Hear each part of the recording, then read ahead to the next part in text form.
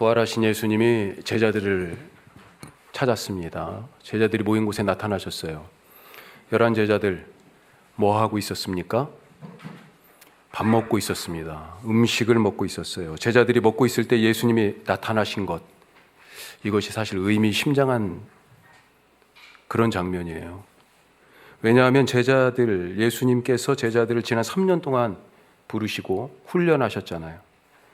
어떻게 훈련하셨어요? 가르치시고 천국 말씀으로, 그리고 병자들을 고치는 것을 보여주시고 또 고치도록 하셨습니다. 그리고 귀신을 내쫓으셨어요. 그러면서 하나님의 나라가 여기 왔다라고 말씀을 통하여, 그런 사역들을 통하여 보여주셨죠. 자, 그런데 제자 훈련 과목들 중에서 아주 중요한 한 과목이 있습니다. 바로 함께 먹는 거예요. 함께 먹는 거. 그래서 세리 마태를 부르시고, 바로 부르시자마자 바로 수업 들어간 겁니다. 어떻게 하셨어요? 세리 마태를 부르시고 마태의 집에 가셨어요. 함께 드셨습니다. 마태하고만 먹은 게 아니라 마태 친구들, 다른 세리, 다른 죄인들도 다 불러가지고 마태의 집에서 마태 파티를 했어요. 천국의 밥상을 보여주신 거죠. 삭개오의 집에서도 그랬고요. 마르다와 마리아의 집에서도 예수님은 그렇게 같이 밥상을 나눴습니다.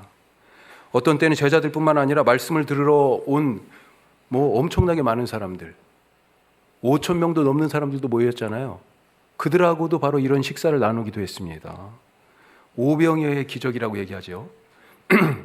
사복음서 모두에 여러 기적들이 다 많이 나와 있지만 그 중에 이 네복음서 모두에게 나타나는 유일한 기적이 있다면 바로 오병이어의 기적입니다.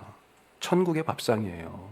그만큼 중요한 얘기예요. 그게 단순히 그냥 무슨 예수님이 마법처럼 막 이렇게 막 마술사가 끊임없이 막 카드를 뽑아내는 것 같은 그런 마술이 아니고, 천국의 밥상이 바로 이렇게 함께 먹는 것인 것을 보여주신 거예요.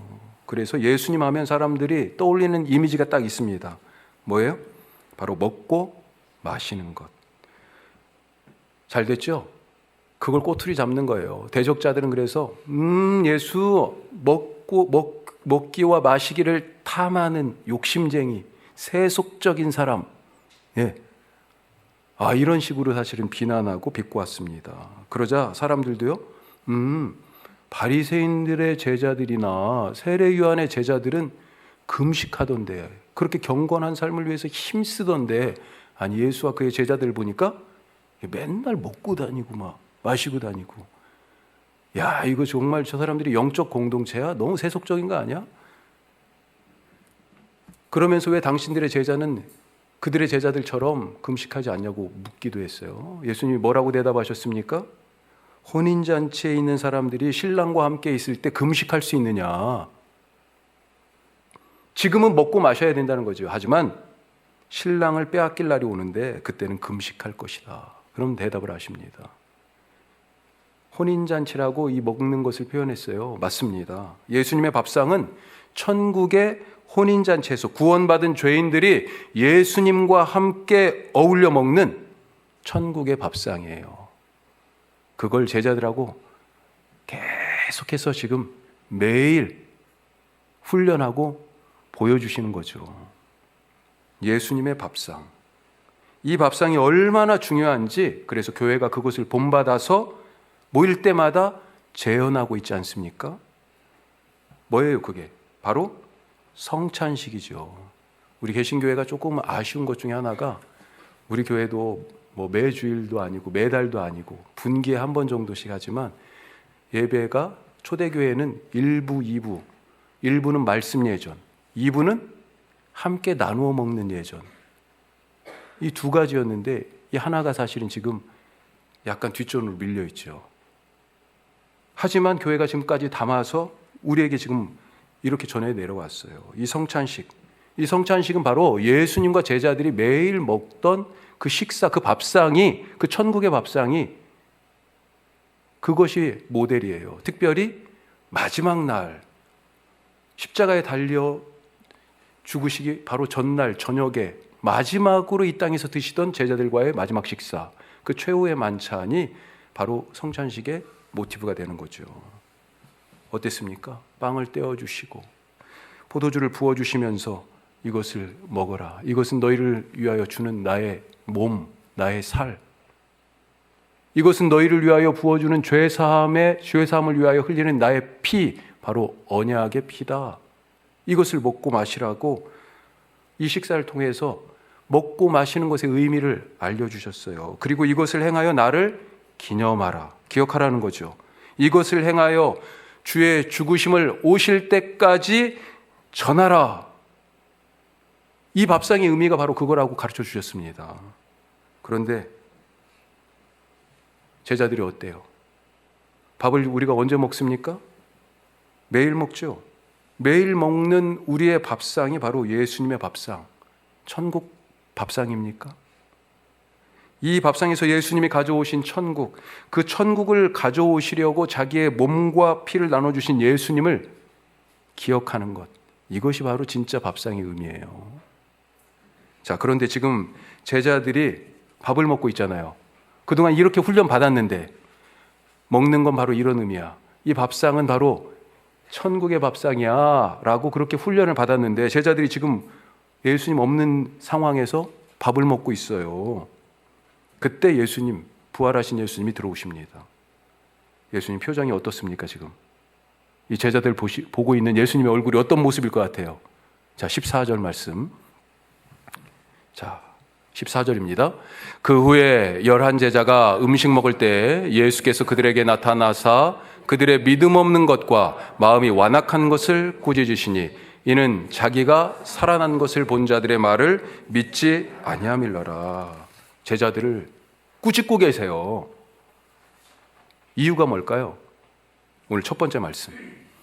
자, 첫 번째, 믿음이 있어야 제자입니다. 믿음. 예수님은 왜 제자들이 믿음이 없고 마음이 완악하다라고 하시면서 꾸짖고 계십니까? 부활하신 예수님을 본 사람들이 있어요. 그들이 예수님을 만나고 와서 예수님 만났다고, 예수님 부활하셨다고 전합니다. 그런데도 불구하고 믿지 않았기 때문이에요. 그러니 지금 이 식사가, 이 제자들이 지금 밥 먹는 이것이 의미가 아무 의미가 없어요. 이 밥상이 지금 뭐예요? 예수님을 기억하는 거잖아요. 예수님을 기억하는 것. 이것을 행하여 나를 기념해라, 기억해라. 주의 죽으심을 오실 때까지 전하는 것이 바로 이 밥상의 의미다. 왜 전해요? 예수 그리스도의 이름을 통하여 천국의 밥상으로 초대가 되니까. 그래서 예수님을 전해야 되는 것이 이 밥상의 의미인데, 예수님의 밥상이 바로 예수님을 기억하게 하는 밥상이어야 되는데, 그런데 예수님이 생각이 안 나요. 예수님이 하신 말씀이 기억나지 않아요. 자, 죽기 전에 예수님이 뭐라고 말씀하셨습니까? 죽기 전에 베드로가 신앙을 고백한 다음에 그때 처음으로 앞으로 있을 일에 대해서 예수님이 말씀하십니다. 뭐라고요? 이제 예루살렘에 올라가서 내가 장로들과 대제사장들과 이 대제사장 일당들에게 붙잡혀가지고 고난을 받고 십자가에 죽을 것이다. 그렇지만 사흘 만에 살아나리라. 드디어 비밀을 말씀하십니다. 그런데 한 번에 그친 게 아니에요. 그 다음에도 3번, 최소한 복음서에 기록된 것만 3번. 아니, 저는 더 많이 말씀하셨을 것 같아. 기록된 것만 그거지. 죽지만 사흘 만에 부활할 것이라고 예수님이 말씀했어요. 그런데 지금 이 기억의 밥상에 앉아서 예수님을 기억하라고 그랬는데 하나도 그 말씀이 생각이 안 됩니다. 부활이 있어야 천국 밥상인데 말씀을 잊어버렸으니 이 밥상은 예수님의 죽음을 슬퍼하며 좌절하고 그렇게 절망하면서 앞날을 걱정하는 패배자들의 밥상이에요. 천국 밥상이 될 수가 없습니다. 자, 그런데 놀라운 건 뭐예요? 예수님의 부활이 이미 이 제자들에게 전해졌다는 것 아니에요. 자, 9절부터 다시 조금만 더 올라가서 보면 부활이 전해진 이야기가 나옵니다. 자, 9절에 뭐라고 돼 있어요? 예수께서 안식 후 첫날 이른 아침에 살아나신 후에 7 귀신을 쫓아내어 주신 막달라 마리아에게 먼저 보이시니. 막달라 마리아에게 먼저 보이셨어요. 부활하신 예수님이. 마리아는 슬퍼하며 울고 있는 제자들에게 달려갔습니다. 그리고 예수님 만났다고 말했죠. 하지만 믿지 않았습니다. 11절 말씀이 그렇죠. 안 믿어요. 네가 지금 실성했구나. 너무 예수님 보고 싶어서 헛것을 봤지? 또 한 사람들이 나타납니다. 누구예요? 이 사람들도 낙심해서 예루살렘에서 고향으로 가고 있었어요. 누가복음은 좀 더 정확하고 자세하게 이 장면을 얘기하는데 엠마오로 가던 두 제자라고 표현하죠. 이 사람들이 길을 가다가 어느 동행하고 있던 예수님과 얘기하게 되고, 그리고 나중에 눈이 밝아져. 언제 밝아져요? 해가 져가지고 우리 같이 함께 여기서 묵고 갑시다 그러면서 들어가서 배고프니까 예수님 같이 떡을 떼고 밥을 먹는데 예수님이 떡을 떼어 주실 때 그때 그걸 딱 받아 먹고 눈이 딱 뜨였어요. 와, 식사 자리가 생각나게 되는 거죠. 맞아, 예수님이 이것을 떼어주시면서 그때도 이것을 행하여 나를 기억하라. 이 십자가의 의미, 나의 죽음의 의미를 온 세상 가운데 전해라 말씀하셨는데 이 떡을 딱 받아 먹고 맞아요, 예수님이지. 부활하신 예수님 만난 줄 알았어요 이제. 그리고 제자들에게 돌아왔죠. 우리가 그 예수님을 만났다. 우리에게 떡을 떼어주시던 그분을 만났다. 그런데요, 뭐라고 돼 있습니까? 13절에. 자, 같이 해요. 두 사람이 가서 남은 제자들에게 알리었으되 역시 믿지 아니하더라. 안 믿어요. 안 믿어지죠. 믿기 힘듭니다. 여러분 같으면 믿겠어요? 죽은 사람이 어떻게 다시 살아납니까? 그렇게 믿기 어려울 것을 알고 그러셨을까요? 예수님이 이미 죽은 자가 다시 살아나는 부활의 맛보기 버전을 예수님이 제자를 하고 있을 때 이미 보여주셨습니다. 프리뷰가 있었어요. 뭐가 있습니까? 어떤 장면이에요? 회당장 야이로의 딸이 죽었습니다. 회당장 야이로가 예수님 찾아왔을 때는 그때는 아직 딸이 죽지 않았을 때예요. 그래서 예수님 모시고 가려고 그러니까 그 집에서 사람들이 왔어. 예수님 안 데리고 와도 돼요. 죽었어요. 끝났어요. 그때 예수님이요, 그 소리를 무시하고 야이로의 집에 가셨잖아요. 사람들이 다 죽었다고 막 울고 슬퍼하고 있는데 뭐라고 그러셨어요? 죽은 게 아니라 잔다. 그러면서 이 소녀에게 가서 뭐라고 그래요? 달리다굼, 소녀야 일어나라 말씀하셨습니다. 살아났죠. 한 번은 나인이라는 성에 거기를 지나가시는데 사람들이 장례 행렬이 성에서 나오는 거예요. 죽은 자의 관을 메고서나 지금 매장하려고 가고 있습니다. 과부의 아들이 죽었어요. 자, 과부니까 남편이 없어요. 그동안 누구를 의지했어요? 바로 이 아들만 의지하고 지금 같이 살고 있었는데 아들도 죽었어요. 이 엄마, 이 과부가 얼마나 억장이 무너지겠어요? 삶이 무너지죠. 그런데 예수님께서 그 장례 행렬을 가로막으셨습니다. 그리고 관에 손을 대고 말씀하셨어요. 뭐라고요? 청년아 일어나라 말씀하셨습니다. 살아났어요. 또 결정적인 이야기가 있죠. 예수님의 절친 나사로. 자, 앞서 야이로의 딸은 어땠습니까? 막 죽은 직후예요. 그 다음에 이 과부의 아들은요, 죽은 지 조금 됐죠. 장례 치르러 이제 관에 넣어가지고 가고 있는 거예요. 예. 그런데 나사로는 어때요? 죽은 지 4일이나 됐어요. 장례가 다 끝나버렸어요. 돌 무덤에 지금 넣고 돌로 이미 입구를 막아버렸습니다. 끝났어요, 이제.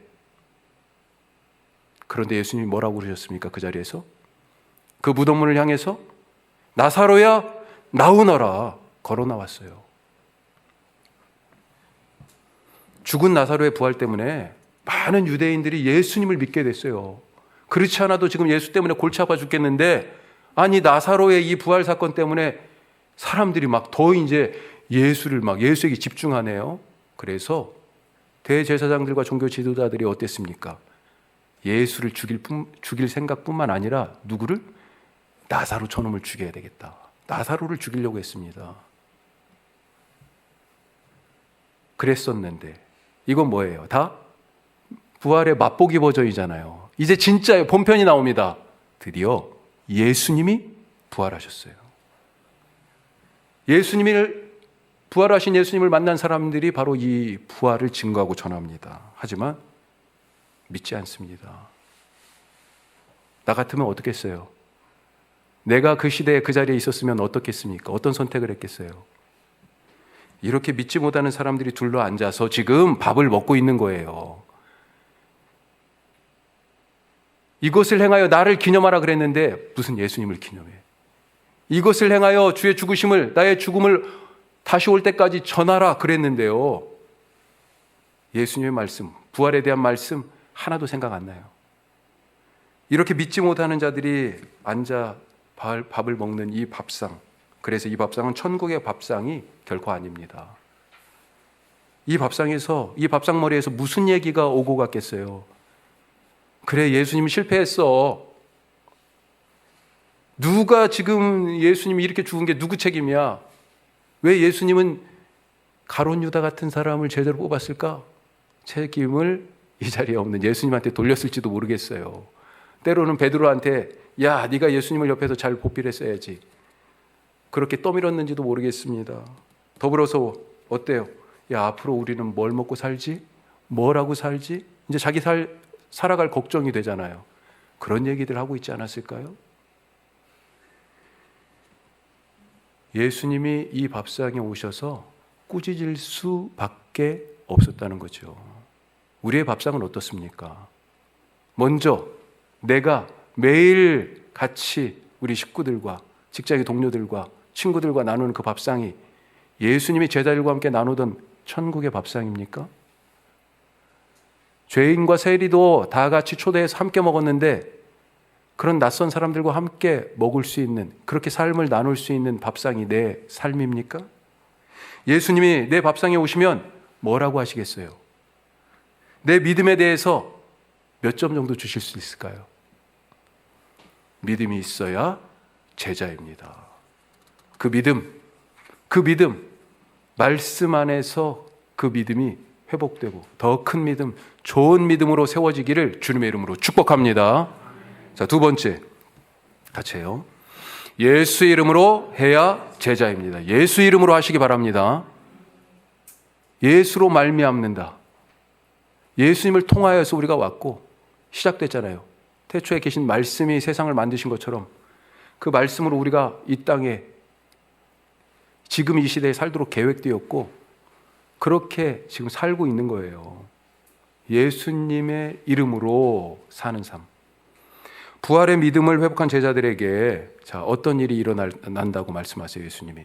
17절, 18절 말씀. 자, 믿는 자들에게, 자, 같이 읽어요. 믿는 자들에게는 이런 표적이 따르리니 곧 그들이 내 이름으로 귀신을 쫓아내며 새 방언을 말하며 뱀을 집어올리며 무슨 독을 마실지라도 해를 받지 아니하며 병든 사람에게 손을 얹은즉 나으니라 하시더라. 아멘. 누가 하신 말씀이에요? 예수님 말씀이잖아요. 이 말씀대로 되겠습니까? 아멘 소리가 안 들려요. 나중에 사도행전에 보면 바울이 붙잡혀가지고 로마로 압송될 때 지중해에서 완전히 강풍을 만나죠. 유라굴로라고 하는 그 배가 파손됐습니다. 표류했어요. 멜리데라고 하는 섬에 표류해서 딱 겨우 목숨을 건졌는데 거기서 어떤 일이 있어요? 뱀에게 물렸어요. 그런데 사람들이 거기 원주민들이 보고 저건 죽었다. 뱀이 물은 거 보니까 바다에서 우선 살아난 것, 바다에서 그렇게 된 것도 신의 심판이라고 생각했는데 거기에서 겨우 살아났는데 그랬더니 여기에서 또 뱀에 물렸다. 그러니까 뭐예요? 주술적인 입장에서 봤을 때는 저건 꼭 죽어야 될 놈인데 거기서 바다에서 안 죽어서 지금 신이 저주해서 결국은 뱀에게 물려 죽는구나 지금 이렇게 생각한 거예요. 그런데 죽었습니까? 바울이? 안 죽었어. 그래가지고 바울을 신처럼 추앙해요. 바울이 깜짝 놀라죠. 그거 아니라고. 그래요. 실제로 일어났습니다. 그런 일이. 말씀대로 되겠는가? 우리가 이 이야기를 얘기했을 때 이렇게 주저하는 마음이 있죠. 예수님의 말씀인데도. 지난주에 콩고에 선교 여행을 다녀오신 분을 만났습니다. 가깝게 잘 알고 있는 분인데요. 여러 팀하고 같이 사역을 하러 평신도시인데 시간을 일부러 내가지고 갔다 오신 거예요. 그런데 이제 그 사역 끝에 집회 중에 성찬식이 있었어요. 그런데 이 성찬식 중에 한 청년이, 그 원주민 청년이 갑자기 무서운 모습으로 막 돌변을 했습니다. 그 흑인 청년 속에 있던 귀신이 본색을 드러낸 겁니다. 복음서에도 귀신들이 예수님을 만났을 때 다양한 양상을 보여주잖아요. 예를 들면 마가복음 5장에 보면 거라사라고 하는 지역에 광인이 있었다 그럽니다. 어디에 살고 있었어요? 무덤 사이에. 사람들이 한번 귀신이 발광하게 붙잡아서 막 흔들으면 어떻게 이 사람을 제어할 수가 없으니까 그래도 정신 조금 온전할 때 쇠사슬로 묶어놨다고 돼 있어요. 그런데 어때요? 귀신에 딱 붙잡히면 이 쇠사슬까지도 끊는 그런 괴력을 발휘했습니다. 그래서 한두 번 그러다가 이제 결국은 어떻게 하지도 못해요. 그러면서 혼자 무덤 사이에 살고 있습니다. 이산저산 뛰어다니면서 막 소리 지르고요. 심지어는 자기 몸을 막 돌로 막 상하고 있어요. 아무도 이 사람에 대해서 어떻게 할 수가 없습니다. 예수님의 몸과 피를 나누는 성찬식 도중이었어요. 갑자기 귀신이 발악을 합니다. 이 친구 눈이 완전히 뒤집어지고 돌아갔어요.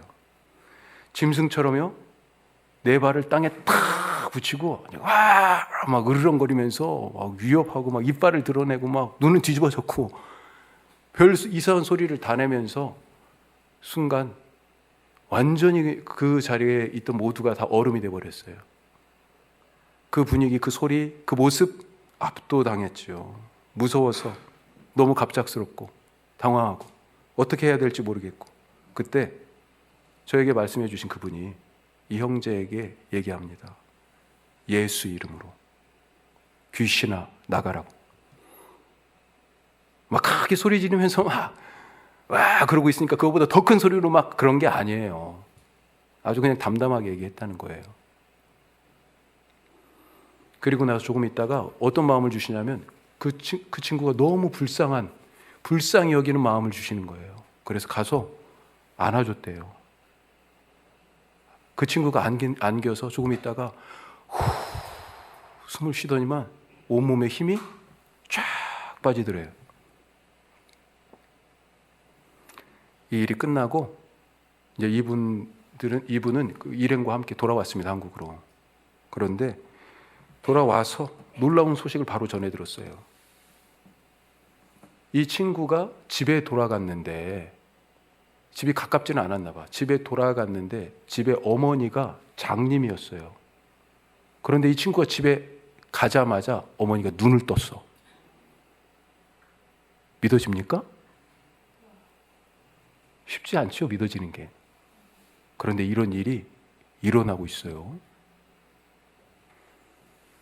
이분이 아주 그냥 담담하게 얘기했대요.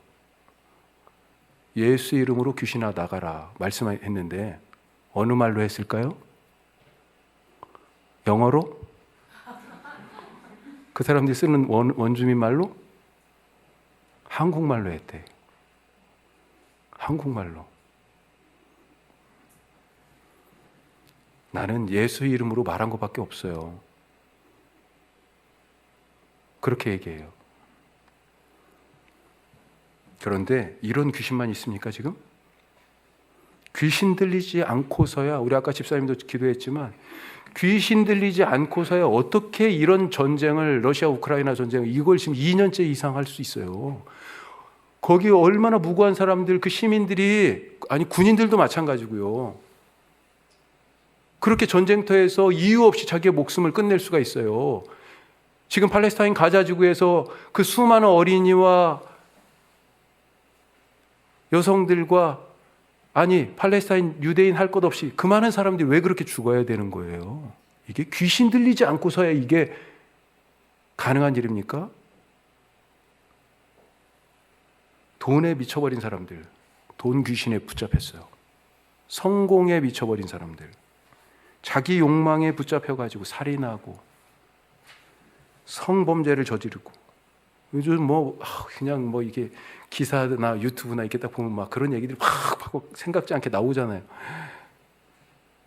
갈수록 더 끔찍해져 가는 것 같지 않습니까? 입에 담을 수도 없어요. 모두가 귀신 들린 거 아니에요? 아니, 잘못을 했으면 잘못을 했다고 해야지. 거짓의 영이 들어가가지고 사과를 할 때는 사과도 해야 되고. 제어가 안 됩니다. 어떻게 해야 됩니까? 그들 속에서 예수 이름으로 말하고 예수 이름으로 사는 것이 무엇인지 우리에게 보여줄 사명이 있지 않습니까? 예수 이름으로 합시다. 나는 내가 배운 것도 없고 나는 그런 자리에 그런 힘도 없고, 마찬가지예요. 아까 그분이 같이 안 무섭게 갑자기 그러니까 당신도 무서운 생각이 들었겠죠. 처음에는 무슨 힘이 있어서 뭘 해봤다고 전에 그냥 예수 이름으로 하나님이 마음을 주셔서 그냥 말한 거예요. 예수 이름을 의지하고 살아가시기를 주님의 이름으로 축복합니다. 자, 마지막 세 번째 같이 해요. 만민에게 복음을 전해야 제자입니다. 우리 15절 말씀 보죠. 15절. 자, 또 이르시되 너희는 온 천하에 다니며 만민에게 복음을 전파하라. 복음은 만민을 위한 것입니다. 왜 나에게 복음을 주셨어요? 만민에게 흘러가도록. 아브라함을 부르셨어요, 하나님이. 그리고 그에게 복을 주시면서 하나님이 뭐라고 그러셨습니까? 야, 너 혼자 잘 먹고 잘 살아. 괜찮아. 내가 세상 많은 사람들 중에서 너를 눈여겨봤어. 너는 내 자녀야. 내가 너를 택했어. 내가 너에게 복 주기를 원해. 내가 동서남북 다 쳐다봐. 보이는 모든 땅, 너 발바닥으로 밟는 모든 곳을 내가 너에게 줄 거야. 내 자식은 하나도 없지만 하늘의 별처럼 될 거야. 너 잘 먹고 잘 살아. 라고 주신 거예요? 그래서 땅과 자손에 대한 그런 약속을 하신 겁니까? 니네 가문이 막 번성할 거야. 여기 보이는 땅 다 이거 네 거야 이제. 그 얘기예요? 그게 아브라함에게 주신 복입니까? 성경 오해하지 마세요.